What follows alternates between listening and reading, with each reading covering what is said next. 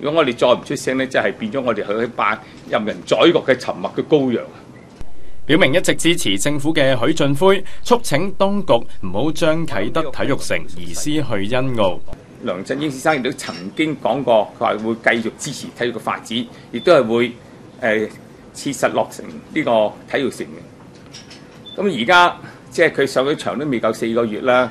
咁如果真係突然間政府有咁嘅改變咧，我覺得咧係一個好極度令體育界人嘅失望。作為一個政府，如果係言而無信嘅時候咧，我相信你點樣能夠取信於市民？點樣能夠施政呢？咁許俊輝話：起樓當然重要，不過其他地方都可以起。至於興建體育城，各界一早有共識，搬去偏遠嘅地方好難集中人流，難以發展體育之都。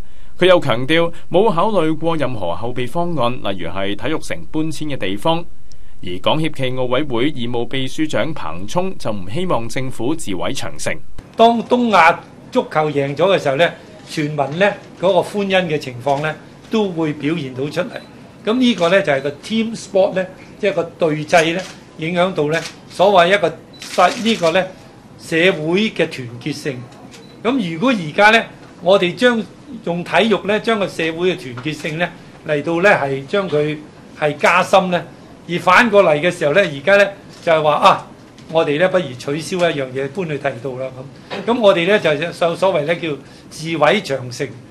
彭聰話：唔希望要市民上街示威，全民運動即係走出去街嘅時候咧，去反對政府嘅時候咧，我諗咧呢個咧係一個好恐怖嘅事幹喺度咯。我覺得咧呢一樣嘢係我唔想做咗體育咁多年嘅時候咧，我唔想見到咧為咗體育嘅時候咧係做到一個走入個咁嘅地步喺度咯。彭聰又希望政府喺未來要真正尊重同埋發展體育。香港寬頻電視記者何容生報道。